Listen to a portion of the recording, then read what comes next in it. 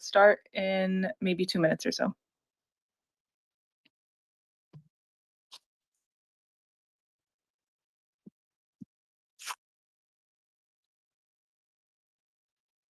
Welcome, everyone. A lot of more people joining from all over the States. Let us know where you're calling in from in the chat.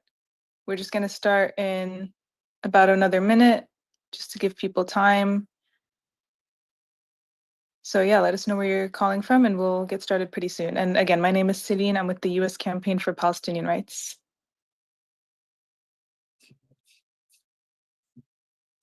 Amazing. I see someone from Cleveland, Ohio, just read earlier last week, actually. Cleveland had a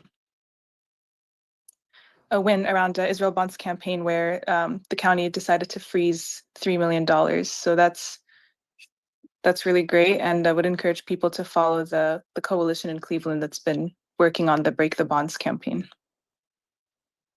Yeah, go Cleveland.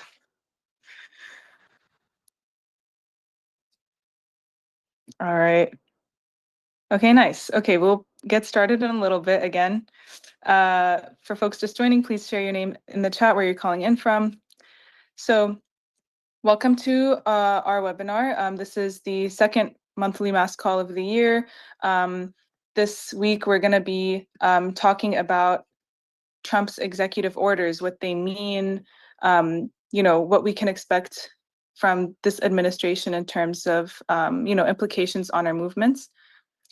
Before we get started, though, I just want to remind everyone to please use the Q&A feature if you have questions.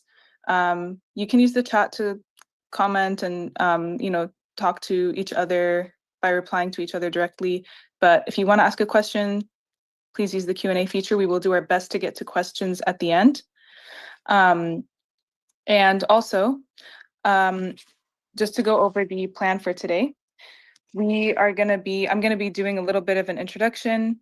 Then we're going to talk about the implications of Trump's executive orders. We're going to talk about what's going on in the higher education around Palestine. We're going to also talk about movement defense strategies and then share some resources and some next steps.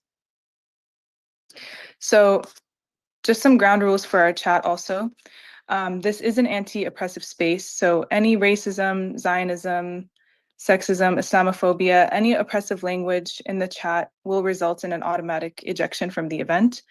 We will not be tolerating any harassment. So again, we want you to connect with each other, but please also be mindful of the size of the event. Try to use the chat only to respond to prompts and questions. And if you want to follow up with a specific participant, you can reply to them privately. If you experience anything, off, any harassment, you can message U.S. Campaign for Palestinian Rights in the chat. And if you have any questions, please use the Q&A feature. All right. So before we get started, I just want to give a little bit of kind of like an opening. Again, my name is Celine, welcoming you all with the U.S. Campaign. Today, our objectives really are to gain a better understanding of the impact of Trump's both domestic and international policies, how they're connected, how we can better understand and strategize against repressive tactics, and to empower organizing and movement defense, which is an objective we have in all of our calls. Organization is the best form of protection, and we need to also understand what it is that we're dealing with across our movement, right? So it's pretty clear that what Trump is advancing is a more openly colonial effort to project power around the world. He wants the US to be the unipolar hegemon. Every deal he wants to make is about every other country being subordinate to the US.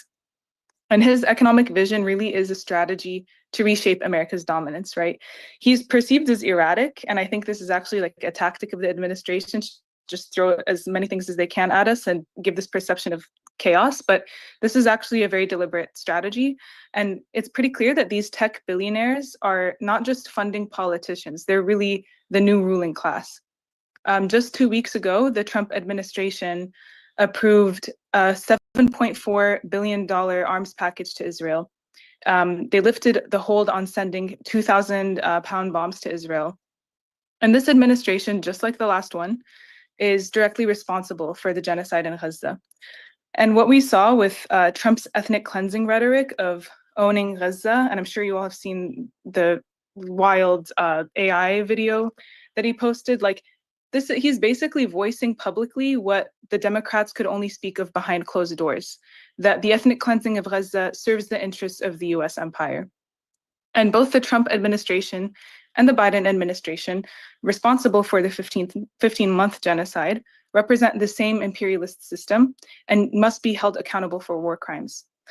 We've also seen how Trump's comments have really emboldened the religious far-right Zionist parties that are key allies of Netanyahu's government and really the most bloodthirsty sectors of the fascist Israeli state, right? We've seen heightened Zionist attacks, occupation attacks in the West Bank since that ceasefire announcement. And we have to understand these to be an attempt to pressure the Palestinian people as a whole to break their national unity. And these methods of collective punishment are attempts to break the will of the Palestinian people.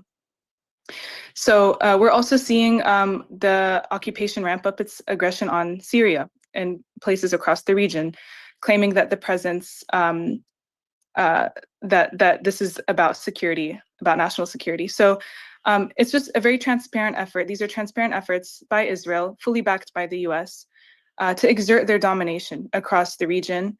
And we can understand that to be tied to a lot of the domestic policies around censorship, around repression, specifically of the Palestine movement, but more generally, right? So it's our responsibility to uphold our people's sovereignty in their land, people's right to defend themselves against occupation and against any kind of aggression.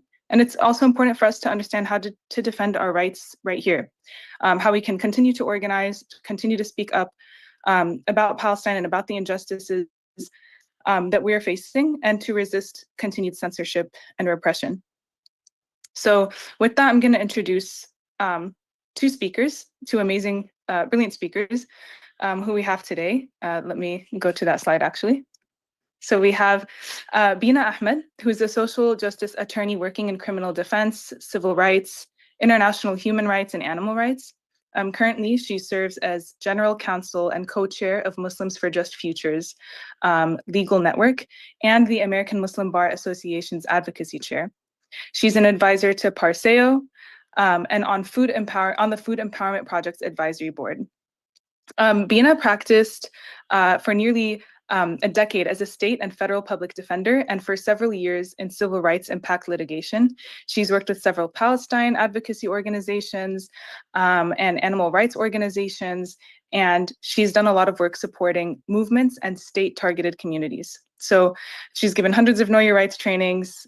She's created curriculum around this. She's done dozens of public talks across the country on this. And so we're really lucky to have her here to talk to us about the implications of, the EOs that we're seeing and how we can defend ourselves as a movement. And we also have with us Heather Ferguson, who's an associate professor of Middle East and Ottoman history at Claremont McKenna College, and participates in a range of organizing activities, including as a part of the steering committee for the Coalition for Higher Education's Palestine Caucus, and as an executive committee member of AAUP AFT Local 6741. And she also works with working on the Institute for the Critical Study of Zionism through the Academic and Campus Coalition Against Zionist Repression. So thank you both for joining us today. We're going to start with Bina. And Bina, I want to turn to you and ask you if you can just share with us the implications of Trump's executive orders on Bememsa communities, but also just like how do Trump's executive orders reinforce the War on Terror framework, and like what does that mean for our organizing, and how should we understand them? I'll pass it to you. All right, thank you. Salam, good to see everybody. Thank you so much for having me, USCPR. And honored also to speak with Heather on this panel. So we know that the EOs are meant to be terrifying. That's what the point is. And the broader point is to really solidify in informal writing the goal of white supremacy and to have really a white nation and a white Christian nation. I think that framework is really important in terms of how we move forward and understand these EOs. They don't often make sense. But we need to understand them because we need to know how to push back against them. So, we're seeing with the EOs, and I think I have some slides about this, that they're formally merging the domestic repression with global war on terror apparatus. So any domestic issues that, of course, Trump wants to really amplify and blow up into, an enormous sort of global terror issue, are now being merged with that global war on terror apparatus. So, the, of course, issue with immigration is not being framed as just a domestic issue. We're seeing EOs that are directly, of course, targeting immigrant communities, particularly BMEMSA immigrant communities, labeling them as quote unquote terrorists or part of foreign terrorist organizations. And we know, of course, this just makes our communities more vulnerable and makes the work that we do even more important. So, of course, one thing we see from these EOs as a result is heightened surveillance and profiling of BMEMSA communities. It really solidifies the coordination between the federal, state, and local law enforcement in enforcing these policies and these laws, and expands the surveillance state and information sharing between these law enforcement agencies. And of course, profiling of immigrant communities. It expands, these EOs expand the immigration bans and deportations. We know the Muslim quote unquote ban will be coming again soon, and it will likely include more countries. And of course, majority Muslim countries from the global South. Also, we're seeing the denaturalization and citizenship revocation. These are measures that are, stripping really aggressively what we've seen before, but it's used to be a very rare thing to have someone denaturalized. But we know that's happened before. Rasmi Oda is a very important case as an example of that. But to see it really solidified in writing as a policy and a goal moving forward is deeply problematic. And this, denaturalization, of course, it comes with these EOs that talk about, well, we need to heavily vet and screen to the maximum degree people who are coming from questionable nations that are already deemed a threat, identify security risks. The EOs also call for identifying more countries throughout the world that will just blanket be required to have more vetting and screening of immigrants that are coming from those countries for their admission here. We also see a call for identifying nationals that were admitted to the country after January 2021, who may be from those countries. And that's alarming because, of course, that goes back as sort of like a revenge, tactic for Trump, is when he was outed out of office to now set the clock back and continue his racist, immigrant sort of expunging agenda. We of course also see that this has a natural response of suppression of free speech and activism, and particularly this sort of this ideological vetting of folks who are trying to come into this country. It's not, of course, just racial or religious, but having any sort of political differences with the US. There's even language about needing to have proper assimilation procedures for immigrants coming to this country. So making it very clear, our goal is to make a very white Christian nation and for people to fall in line with that agenda. And of course, those who are not in line are being pushed out. Of course, there's also increasing detention and criminalization of immigrants. And one thing that's particularly alarming is this labeling of immigrants as either quote unquote terrorists or the drug cartels as being foreign terrorist organizations is particularly alarming because this is something, the material support statutes and foreign terrorist organization designations was something that we saw a big sharp uptick in the early 2000s after 9/11. And it has still been a thing and has grown since, but has not been as open and as sort of revived as it has been in recent days because of these EOs. And I'll get to the resource later on in this panel about what we as Muslims for Just Futures are putting out about these designations as foreign terrorist organizations, what that means for activists and for organizations who are affiliated with maybe those organizations or who had wanted to support or work with them, and what you can and can't do. So that resource will be coming. And finally, of course, we're seeing defunding of support services that are already crumbs, right? There's barely anything there to support these already really vulnerable communities and taking even more away. So, I think with everything I just mentioned, I think that sort of like package really not only shows the agenda of white supremacy and a white nation, but to make things as cruel and punishing and unlivable as possible, that if we can't keep people out, that we will make life so miserable that they leave, right? Or we'll put them in jail if we can, if we can't catch them that way. And so it's really this very clear mapping of an agenda of like how they're coming for people, coming for immigrants, for our, our Muslim communities, for our activist communities, people who are in the country, how they can get them out. So it is a very clear agenda. They're not, vague on what agenda that they are actually pushing. I think in terms of what it means for Palestine solidarity and organizing, fortunately, unfortunately, the Palestine organizing community, we are not new to state repression and to facing, being exceptions to any rule and always facing harsher penalties and targeting. That, of course, is just going to increase. I know, especially for folks in universities, I'm involved also with defending students and professors who are facing discipline proceedings for having pro-Palestine politics. So we are going to see that. And I think and that's going to continue. But I think the response of what we do with that, and we can again talk about that later, is just organize better, organize stronger, be smarter about it. And we have to adapt. We have to prepare. We have to read what's coming, read the EOs, and then study the laws, study the Know Your Rights materials that are put out. I hope people can hear me. Sorry, somebody said they lost my voice. Okay, and really pay attention to the details. I think that it is because of the enormous amount of the EOs coming out that is meant to be overwhelming. It's hard to read through. I'm not telling you to read through every 200, EO, right? That's hard. But I think that, the ones especially that people keep talking about, like the designating the cartels, about the foreign terrorist organizations, labeling immigrants as terrorists, those I think are really important to read in detail. And then the Know Your Rights materials that MJF puts out and other organizations that we partner with put out, reading them in detail, because it's easy to just panic, and it's easy to paint things with a broad brush and to be like, they're coming for all of us, we can't do anything, don't tell the cops, and everything's illegal, right? And that's kind of like the gut emotional reaction that, we all understandably have, myself sometimes included, but it is important to parse it out. And it's hard to parse it out because these EOs also are like terribly written. They don't really make sense. They're not constitutional. There's questions of like, are these actually law? What's happening with that? They're not technically law, but they clearly are pushing a legal agenda and have already resulted in designations of cartels as foreign terrorist organizations.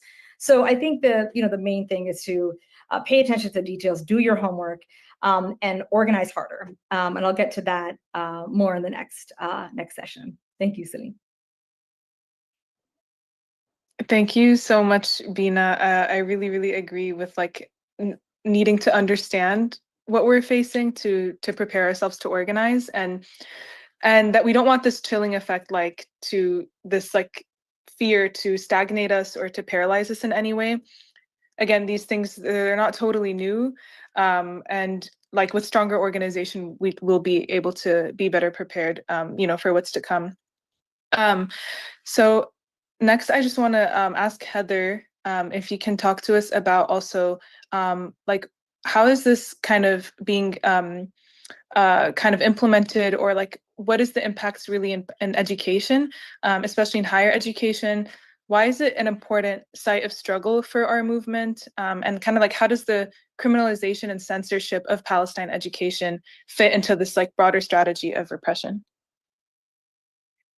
Okay, so I just want to first of all say thanks for allowing me to be here. And it's really humbling to be an experience in this space where people have been working to protect and defend and to use organizing and labor models in order to do that for decades, if not longer. And partly I wanted to start with that point, which is that we are in an extraordinary moment where we can build on the resources and knowledge and on the ground actions of many different groups who have been fighting repression and doing so from within what has long been called the Palestine exception, but that a number of us in the course of the past 4 years or so have been saying like the Palestine exception is coming for you. And so a lot of the work that I've been doing over the past 4 years, especially under the Biden administration, has to do with coalitions of labor organizers who are attentive to the fact that it might be Palestine now, but it's actually Palestine. The future of organizing means that if you're not defending Palestine, you can't defend the next person that they're going to come after. And I feel like we're experiencing that immediately under Trump right now. For the reminders that we also depend on each other, and that only a densely organized space is our best solution, as Bina was just outlining in the future. So I kind of wanted to start off by just mapping that for you to show how many different like labor organizing bodies are coming together, and to suggest some of the resources that they have been offering to all of us as we figure out exactly how to parse something like Project 25 that like criminalizes dissent and even harsher terms than we experienced under Biden. So I'll back up to that in just one moment. So the networks that I've been involved in, just to showcase some examples, there are many more. One is Higher Ed Labor United, and the reason I highlight that is that it in and of itself is a coalition of a number of like labor organizing groups and attempting to actually foreground what I think is in some ways a rank and file movement that suggests that long-held institutional establishments like AAUP had not been action-oriented in a way that we needed in this moment. So Higher Ed Labor United is one, also Labor for Palestine, I think represented here. And then there are a new group that emerged as a result of the bridging of AAUP with American Federation of Teachers United.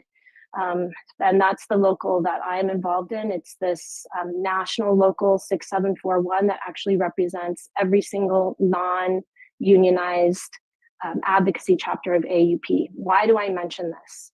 Because I feel like many of us realize the limitations of organizing groups like AFT this summer in Houston at the convention.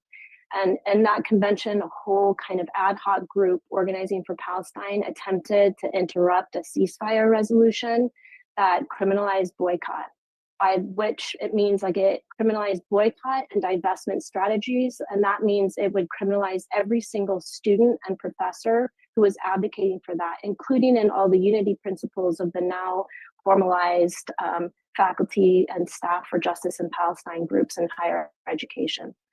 We didn't succeed, but disruption was key. So this is one strategy I think is really important. At a massive convention hall, we did disrupt proceedings enough that it actually caused chaos. So if you're talking about Trump flooding the zone, we can also flood the zone. Like we halted the entire convention for about 30 minutes. We forced Randy Weingarten to come off the stage. And then used Robert's Rules of Orders to suggest she couldn't just go back up on the stage and then advocate for a ceasefire that we didn't agree with. And Sharina Razak, who may or may not be here, but is an extraordinary part of Labor for Palestine, got the mic drop. Literally, we were like elbowing people out of the way in front of microphones, had staked out all 8. I tell you that story because it's a story of people who had never met each other before. I came together in hallways, like outside of these main executive committee meeting rooms, and strategized how to take the floor of the convention. So that's one effort to like transform these like small ad hoc groups into like stronger, densely organized principles. I think again, Labor for Palestine has done that for a while. But another group that is doing that is now kind of organized around a coalition for action in higher education, CAHI, it's kind of a weird name. And it's a plan for our second Day of Action campaign that will take place on April 17. And it has now been endorsed by many organizations, and AUP has kind of done it as an umbrella project. But again, I mention this because this is a grassroots rank and file effort, aware of the fact that like the big name, labor or, university associations have not done what they needed to do in order to protect those who are really facing an assault, and not just in terms of like direct targets on individuals based on identity or ideological positions, but also an assault on our right to teach, on our right to speak, and our right to defend what should be basic principles of human rights, much less defense for the right to resistance or the right to a liberatory Palestine. So all of those things are coming together now. And I also started with those stories because that was all under the Biden administration. And it was a really difficult moment because we were up against the kind of liberal establishment and having a very difficult time actually getting a number of our colleagues and peers to sign on. They thought that Palestine was an issue campaign and that it was not something that they really needed to be a part of, you know, so why should they like join into this? Let's leave aside the like deep-seated racism that would lead somebody to say something like that. But now we're seeing, for better or worse, an awareness that everything we said all along about a continued assault on academic freedom from K through 12 to higher ed, and oversight over curriculum, et cetera, is something that requires us to stand in solidarity with Palestine. I do want to just speak very briefly. I know I've spoken quite a lot, but there is so much danger right now to take what had already been a massive campaign of repression against campus protests. So that occurred throughout all the encampments.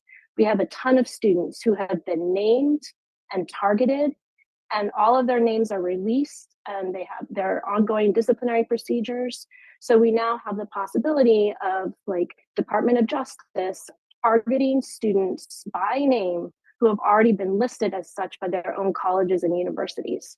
And so a lot of the work that we need to do right now is like political knowledge for our own administrations, once again, to say, by the way, you have directly endangered your students by proceeding in this repressive campaign. I will note, however, that that repressive campaign was successful. There are, despite like extraordinary moments at CUNY and Columbia and Barnard, on the whole, I would say at least at the Claremont colleges, it is complete silence. And there's also been like an extraordinary amount of labor on the part of students and faculty and staff to defend over 45 students in disciplinary proceedings. This is a tiny like liberal arts college campus. So, you know, there aren't that many of us who can do that. So there was already this silencing campaign that we're dealing with, and a silencing that campaign that is now being weaponized into a national campaign that targets and criminalizes.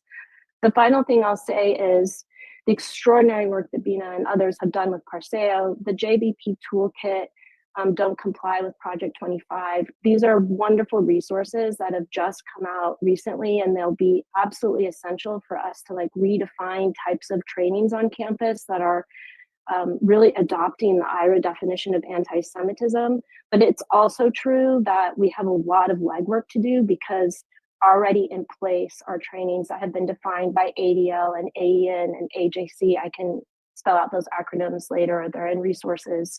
But anyway, very well positioned groups adopt a specific definition of anti-Semitism that basically criminalizes any critique of settler colonialism or Zionism is what we're up against. And those trainings have already been rolled out, and they've often been done silently. Harvard did it publicly, NYU did it publicly, Northwestern just did it last night. So I'll stop now. I can regroup and then reformulate what this means in a higher education system in which much of the work we've been doing to kind of rebuild a sense of shared governance is now facing the fact that much of our campus landscapes are indeed dictated by board of trustees and board of governors who, and so those broader fights are now coming into are now in coalition with each other as well. And ideally, that's why something like the Day of Action is useful, because it brings all of those things together. That was so great. Thank you so much, Heather.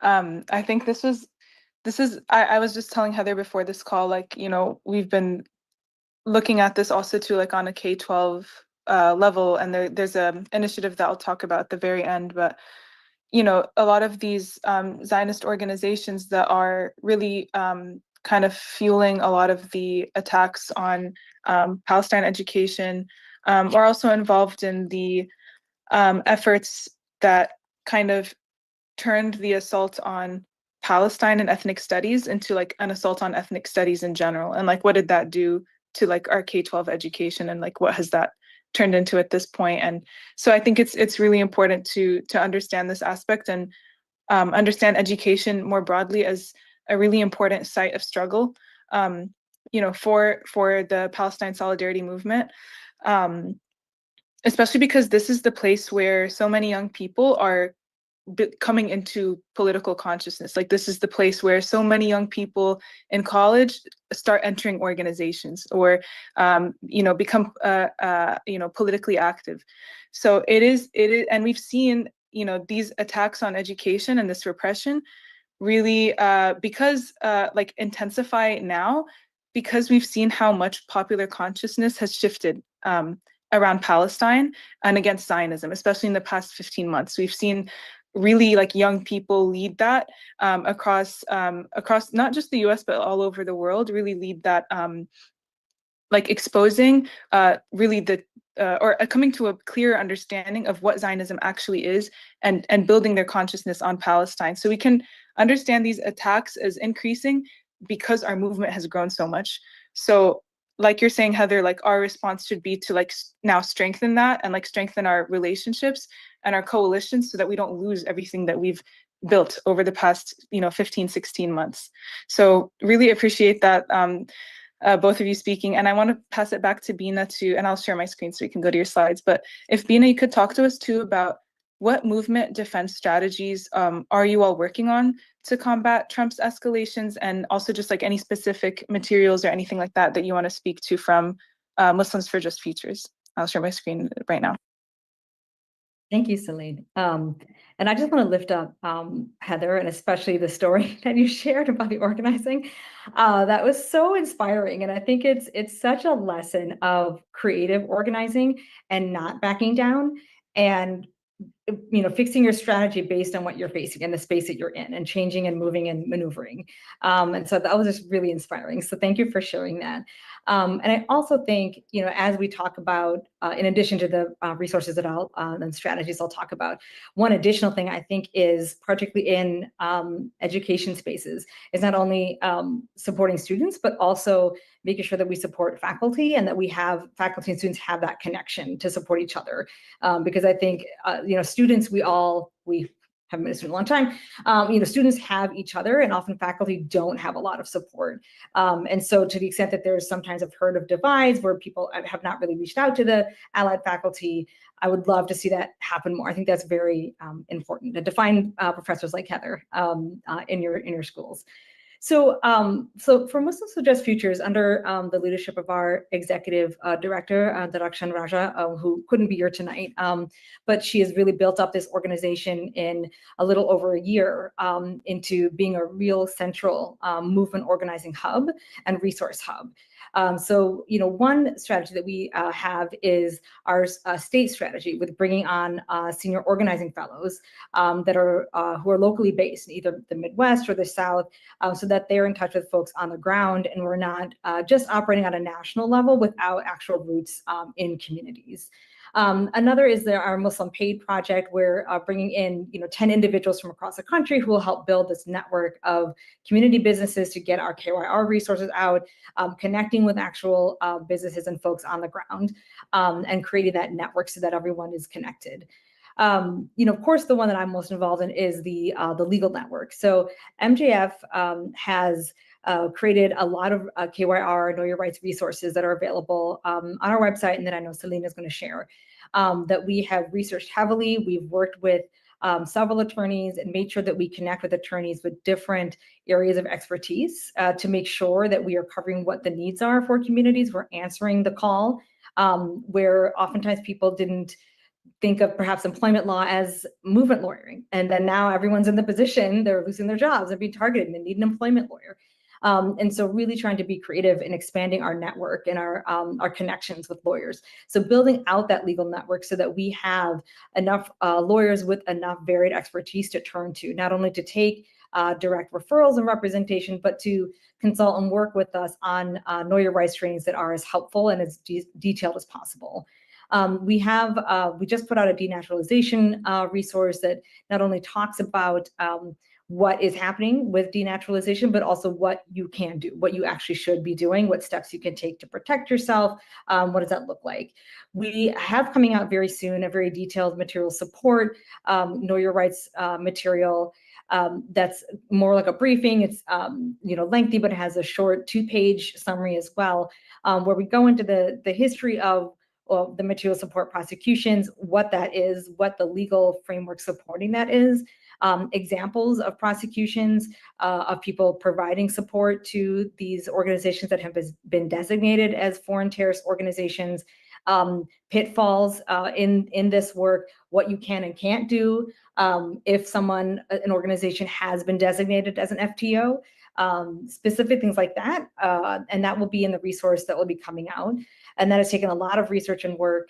But I think that's also a call to our fellow lawyers of we need more lawyers to be on deck to do this detailed research. It's, we take pride in it not being slapped together. It's really something that we dig into and make sure that it is as accurate and helpful as possible, and not just chilling, but actually provides helpful steps forward for folks. And then the other, of course, branches are movement building work. So we have created several spaces for movement orgs to come together to share what they're seeing, what the needs are. We also have spaces for community groups and impacted community members to share what the needs are and what they're seeing, so that we know how not only to respond, but we also aren't duplicating each other's work. I think it's really important for organizations now and organizers to work together. It can get very easy to become siloed in your own organization or your own group. And not only is that not strong for solidarity, but it also, you can end up wasting time and resources, trying to reinvent the wheel yourself, when perhaps a partner organization is doing that work, has the expertise in that work, who you can turn to for support, and building those bridges, because we all need each other. Not one organization or person can hold all of this, can hold all that expertise, all that work, all that research. All of that is where we need support. Like, I am tired, I can't hold all that myself, and it takes a lot of time to do it well. And so we need to spread those resources and that work out. And then, of course, just I think, the final thing I'll say is about collective care, is creating these spaces where it is not about ego, it is about caring for each other, having a safe space for people to come and ask questions, for people to share what's happening, to share resources, to feel comfortable working together. It's when ego gets involved, or when people are not treating each other with care, it breaks apart organizing, and it breaks apart the solidarity that we can have. And I talk about this a lot, about how we treat each other in this work is as important as the work that we do. That just because we do good work doesn't mean that you are good. That you can do good work and be racist and sexist, can be very top down, very abusive, domineering, and that ultimately might serve the person who's at the top to get the credit for the work and to keep moving along. But it fractures and frays everything around them and everyone that they're trying to allegedly trying to work with. And it also just weakens our work and our movements, because if we don't actually have that, we don't have strength, and we don't have the possibility of surviving. We only have the possibility of surviving if we actually treat each other well and center those who are most vulnerable, and actually really mean and reflect on how we treat each other, and how that is part of and vital to the work. And I'll stop there and hand it back to Celine. Thank you so much. Thank you so much. I'm seeing a lot of people resonate with everything you just said in the chat. I think this is first of all, I love the idea of organizing community businesses and different local institutions to get these resources and materials to them. And I dropped the links, and don't worry if you don't get, we'll send out the links. So don't worry about capturing all of them, but I'm sending them out in the chat. It's these are really great to send to, other meetings, and feel free to share them with your own coalitions, your organizations, for all of you on here. And really good points about coalitions being a space where, this is really going to be the thing that strengthens us. And just really appreciate you talking about the importance of trying to create a strong culture around working together. And, disagreements, these things are healthy, they're going to happen. But it's about kind of how we move with each other and try to come to solutions and ways to move forward, that's going to be important. So Heather, I want to also pass it to you too, to just share with us if maybe a little bit more about like what y'all are doing around like shared governance, the day of action, like any initiatives or campaigns that students and faculty should know about, because I'm also seeing some questions about like how faculty can get involved to resist repression and these assaults on academic freedom. Yeah, so a couple of things. First, I just want to reaffirm Vina's points about the care and compassion within solidarity work and how important it is to ensure that we're building like coalitional horizontal strategies and not reproducing hierarchical structures that actually repress and subordinate certain voices to others. And I'll say that that work is really important and best modeled by others who have been successful at doing that. And so and especially in moments in which we all feel like there's a fire hose, those coalition building spaces should be spaces of respite and restorative, like compassionate care. And if it's not, then we're just kind of reinforcing the larger institutional battles that we're fighting against. Sometimes the struggle is real in the smaller spaces, but it's a worthwhile effort and builds towards a liberatory future for us all. So a few things I think I should pause on here. I did see a note in the chat that, or in the question that I responded to, but I want to kind of amplify it here. So I've spoken a lot about higher ed, and I want to speak to the different groups within higher ed who can play more active roles and that we as faculty and staff should be better at reaching out to. But I also want to speak to the K through 12 issues as well.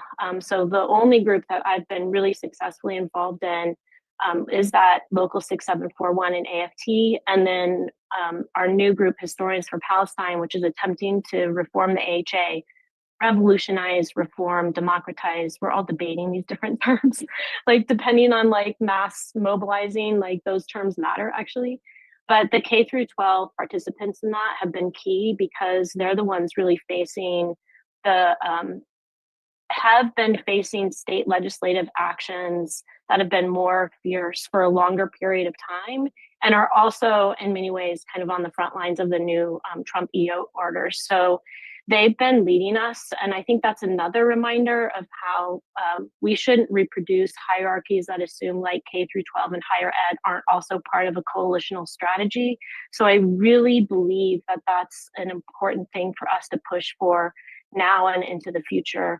And I come from, you know, families with multiple members who've been elementary and secondary school teachers and like bow down to their labor. So hopefully we can acknowledge that and like continue to reinforce the importance of that solidarity work as well.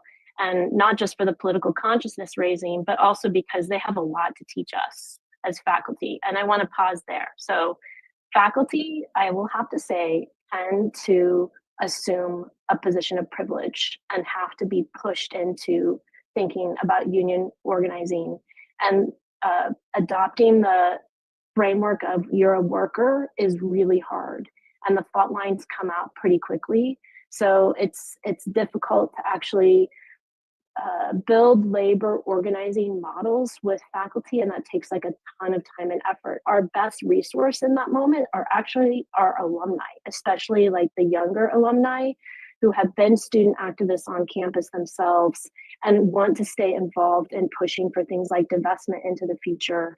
And at least at the Claremont colleges, but I know this from, you know, colleagues across the board and across the nation, that mobilized alumni groups are really important in a moment like this. And they have different voices, can speak in different committee meetings, have different access to board of trustees. And so I would highlight the significant role that each of you could play if you happen to be an alumni and can maybe mobilize an alumni group like Alumni for Palestine or something. And that's really important, especially when other people's energy levels flag. So now at the Claremont colleges, I would say that our energy levels have flagged, and alumni have been the one reaching out and saying, hey, Heather, what can we do? How can we kind of like rebuild some like action-oriented steps on campus to retain visibility in a moment of campus repression? So I want to speak to some other questions just really quickly. And there are resources in a Google Doc above, but the two things that I would definitely point to is the JVP toolkit, like don't comply with Project 25, and of course the Parseo training for anti-Semitism within a framework of liberation. And those two are important because they are both directly responses to not just Project 25, but also the Esther Project. The two are completely intertwined, mostly because the Esther Project is the one that uses this crazy acronym, I'm now forgetting it, for basically activists or any vocal support for Palestine and calling them Hamas supporters. So that's exactly the language we're seeing Trump use. So if we ask the question, is it being implemented? I think the framework of Project 25 is the framework of the EOs that we see going out. And especially in the terms of this kind of shady line where any outspoken voice for Palestine is automatically defined as a terrorist. Forget the way in which like Hamas should not, like the slippery slope of defining Hamas as terrorists and like undermining UN rights to resistance in occupied territory. Like we can't even go there. But yeah, so I think that's one thing to pay attention to. And also back to what Bina also said, like we can't reproduce labor. So a lot of what I'm saying to you now, I learned as a result of being part of this coalition with the Institute for the Critical Study of Zionism, where they're building this like massive mapping project of Zionist organizations and donors and building on their own scholarship, their own experiences, and their own efforts to kind of resist this framing of Zionism as something that is not worthy or subject of critique, like that nobody can critique Zionism. That is a defensive identity position. So the knowledge gained from the work of people in that institute is basically what we're seeing rolled out now. And they're the kind of people who've been working in coalition in all of these different frameworks to battle these new definitions of anti-Semitism and find ways for us to, if not fight back, at least like wiggle our way in to build alternative framings for it. So yeah, I can respond to other questions if we want, but I want to make sure we leave time for, actual questions from the floor. Thank you so much, Heather. And just so many lessons here around labor organizing. And I think just from both of you too, just like, it's clear, like it's just really clear to me, like how entrenched Zionism and like the impacts of these policies are in every sector. And so like there's literally anybody in any sector can take up something. Like you're talking about alumni and people who have businesses and people who are teachers and people who are in unions and lawyers. Like there's any sector can take up something to play a role.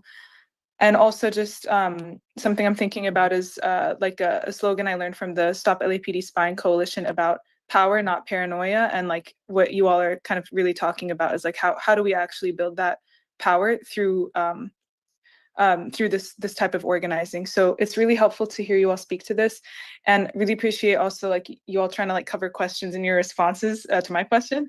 I see a question, and I think we have time for like maybe one or two, so I just tried to pull them from the Q&A. There were questions just about like, and either of you can respond to this.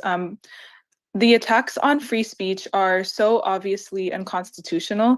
Like, how exactly are states or universities getting away with attacking our First Amendment rights?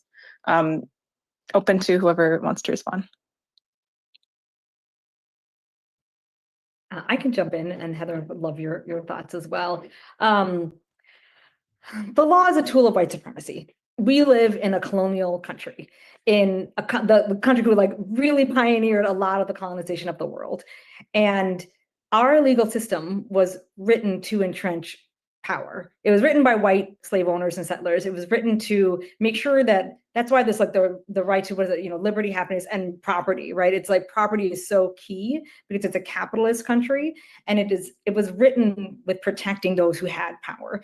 And so even though we have provisions that we think, well, I have the right to free speech, or we're supposed to have equal protection. I mean, we had, the sort of quote unquote all men are created equal under the Bill of Rights while we still had slavery, right? So our US legal system is not at all ashamed of its hypocrisy and like applying the legal system differently to, when I was a criminal defense attorney, to cisgendered white, male college students versus to my, Black male, students or young men. And just, we know how that system, it's so unashamedly just different for Harvey Weinstein. Nobody's ever seen someone charged with that many rape counts, I can tell you, New York criminal court, who prepaid their bail to walk right out. That has never happened, except for if you're a rich white guy. And so I say all that to say that, and that sounds so cynical, or I'm like, the law's whatever, okay? It's like, it's such a white supremacist tool that I think we have to divorce ourselves from believing in it. And I say that as a lawyer, and they're like, this is going to save me. I have these rights. You do technically have rights, but we know that that is flimsy. Like, police have been not allowed to just randomly shoot people and kill people forever, but they just still do it every day, right? And so the law really is a system of power. And so free speech really only, it applies differently, right? Not just to the Palestine exception, but, it's different for Muslims, it's different for white Christians. And so really for me, how I view the law is the language of power that I need to speak to be able to fight back. And I always take lessons from my family. We're Pakistani, and my father survived the partition of India after the British occupation, colonization fell. And he grew up under British occupation, and his generation had to learn English because their occupiers spoke English, and that was the system that was being forced on them. So they had to learn it to be able to survive it. And that's very true for indigenous communities in this country, who had to then learn the settler language to be able to understand what is happening to you and to speak back to it. And that, for me, is what the legal system and becoming a lawyer was all about. Is not because I believe in being a lawyer or the US legal system. Oh, it's so great. I'm like, no, I actually hate being a lawyer. And it's because of how Hippocratic, just the hypocrisy is baked into this system. So I wanted to master that language, though, because I did not understand what was happening to my communities. I was the first class to enroll after 9/11. And again, I was like, but I thought we had the right against unreasonable search and seizure. And I wanted to understand the language to fight back, and in whatever ways that we can. And the final thing I'll say, so I know when I ran, how much I hate the law. But the final thing is that the law is just one tool. It is not a liberation tool, and it is just one. And our movements will fail if we just look to lawyers to save us. The law will not save you. Lawyers will not save you. Our organizing is what saves you. Things do not succeed without a movement behind them. Like Brown v. Board, you grow up learning that you think that was the case at desegregation. No, it was decades of people dying in the streets. So like courts respond to like the way that social movements push them to, right, to shaming. So I say that to say, do not look to the law, learn it so that you can understand how to fight back. I'm sorry, I'm done. I just get so angry about the law. That was perfect. I don't know, Heather, if you want to add any words as well. Any closing thoughts? It's so funny listening to you say that. So I'm going to say something a little bit different that like moves out into the international context, because it's been really ironic, I think, for all of us to find that in some ways, especially like international humanitarian rights law, all the UN positions, like in a way, even though for the longest time, many of us like criticized them for being hypocritical and like being institutional and like propping up the status quo and actually coming out of an imperial framework that actually reinforced really settler colonialism, even if they supposedly were attacking it, it still provides definitions of universal human rights. And right now, if those are being so clearly targeted and denied, if campaigns of dehumanization are being engineered through the victimology of the Holocaust, I saw that comment in there.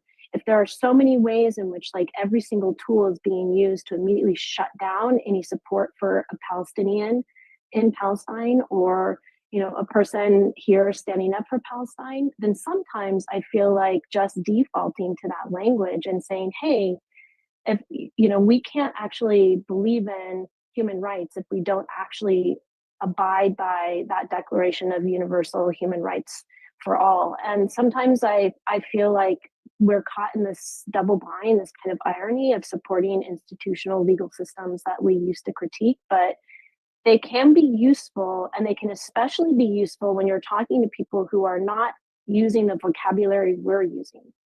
So if you are talking to people in what I saw people defining as rural or conservative, or for example, if you're talking to my father at the dinner table who lives with us, like I did a ton of like long-term, like careful political education using all of these like basic principles that he supposedly believes in, to slowly kind of come around to a new type of understanding about Palestine. So in circles where we're learning how to educate, those can be useful strategies.